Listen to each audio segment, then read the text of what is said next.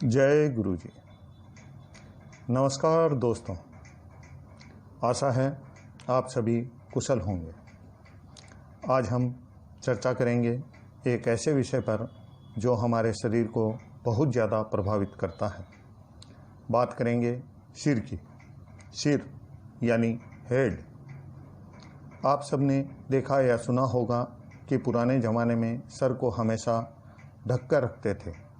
आज भी हम जब किसी मंदिर, गुरुद्वारे, मस्जिद आदि में जाते हैं तो भी सर को ढककर ही प्रवेश करने का नियम है। यहाँ तक कि किसी भी पूजा पाठ या अनुष्ठान में जब भी बैठते हैं तो रुमाल आदि को सर पर रखवाते हैं। ऐसा क्यों करते हैं? क्या वजह है इसकी और इसके पीछे का लॉजिक और साइंटिफिक रीज़न क्या है? साथ ही ज्योतिषीय दृष्टिकोण से इसके क्या फ़ायदे हैं? इन्हीं विषय पर चर्चा आगे बढ़ाने से पहले आपसे निवेदन है कि कृपया चैनल को सब्सक्राइब ज़रूर कर लें ताकि इसी प्रकार की जानकारियाँ आपको अविलंब मिलती रहे। सबसे पहले इसके लॉजिक और साइंटिफिक रीज़न को समझते हैं। आप सभी जानते हैं कि हमारे शरीर में मुख्यतः 7 चक्र होते हैं जिनसे हमें विभिन्न प्रकार की ऊर्जा मिलती है। इन्हीं 7 चक्रों में 7वां चक्र को सहस्त्रार चक्र कहते हैं, जो हमारे शरीर में सबसे ऊपर यानी हमारे सर पर होता है। जहाँ कई लोग चोटी रखते आए हैं। ये चोटी रखने की वजह भी इस चक्र को सूर्य की सीधी रोशनी से बचाने का उपाय है। मेडिकल साइंस के अनुसार सूर्य की रोशनी हमारे सर पर पड़ने से हमारे मस्तिष्क में सीरोटोनिन नामक पदार्थ उत्पन्न होता है, जो हमारे मस्तिष्क के कार्य करने के लिए ज़रूरी है। लेकिन सूर्य की सीधी किरणें इस सीरोटोनिन को इतना बढ़ा देती है कि हमारे सोचने, समझने और कार्य करने की क्षमता प्रभावित होने लगती है। आपने देखा होगा जो लोग धूप में काम करते हैं उनकी मानसिक हालत किस प्रकार की होती है। अभी हमने सर ढकने के पीछे के लॉजिक का साइंटिफिक रीज़न समझने की चर्चा की। अब बात करते हैं ज्योतिषीय दृष्टिकोण की। शायद आपको पता होगा कि जब बच्चा पैदा होता है तो उस वक्त सिर का वह हिस्सा जहां सहस्त्रार चक्र होता है सबसे ज़्यादा मुलायम होता है, और जैसे जैसे बच्चा बड़ा होता है वह जगह सबसे ज़्यादा कठोर होती चली जाती है। इसकी वजह है सूर्य की रोशनी।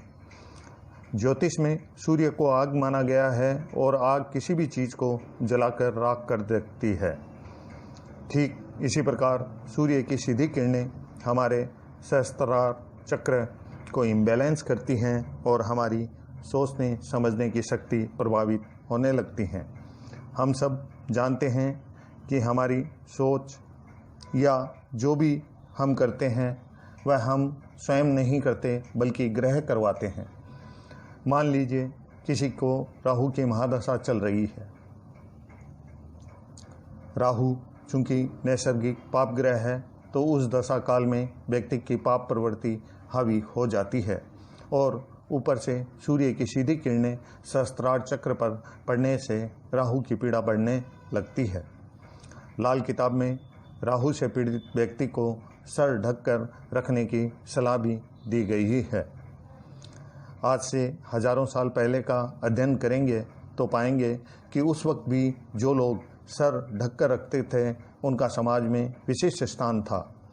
जैसे राजा हो, महाराजा, सेठ, साहूकार आदि।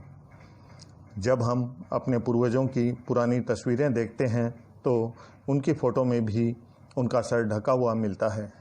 केवल हिंदुस्तान में ही नहीं, वेस्टर्न कंट्रीज़ में भी सर ढकने की परंपरा सदियों से चलती आई है।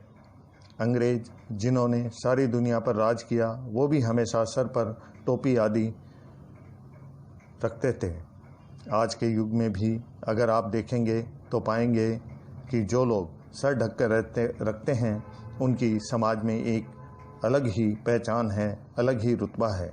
चाहे वो सरदार जी हो या पठान हो या शेख हो या सेठ हो या साहूकार हो, और तो और पुलिस वाले को ही ले लीजिए, आप पाएंगे उसकी भी एक अलग ही पहचान है। हमारे देश में जब तक नेता टोपी लगाते थे तब तक उनकी अलग ही इज्जत थी। हमारे देश में प्राचीन काल से स्त्रियों का भी सर ढककर रखने की परंपरा है। सर ढकने के लिए कपड़े का होना जरूरी है, और चूंकि कपड़ा बृहस्पति की वस्तु मानी जाती है, बृहस्पति ग्रह को सबसे शुभ ग्रह माना गया है, और जब हमारा शरीर कपड़े से ढका रहता है तो मस्तिष्क में शुभता का संचार होता है और उसी तरह से काम करने लगता है। अगर आप भी चाहते हैं कि आपको इज्जत शोहरत समाज में मिले तो सर पर हमेशा पगड़ी या टोपी लगा कर रखें, खासकर जब भी आप धूप में कहीं जाएं। टोपी पगड़ी का चयन आप ग्रहों के रंगों के अनुसार करेंगे तो ज़्यादा लाभ होगा। अगर आपके लिए मान लीजिए गुरु योग कारक है तो पीले रंग की टोपी या पगड़ी पहनिए, अगर चंद्र योग कारक है तो सफ़ेद रंग की।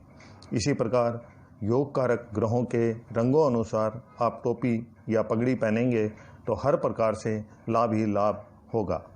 ग्रहों के शुभ या अशुभ फल हमारे मस्तिष्क द्वारा ही संचालित होते हैं। अगर हमारे मस्तिष्क सही रहेगा तो स्वतः सारे काम भी सही होने लगेंगे। धन्यवाद। जय गुरु जी।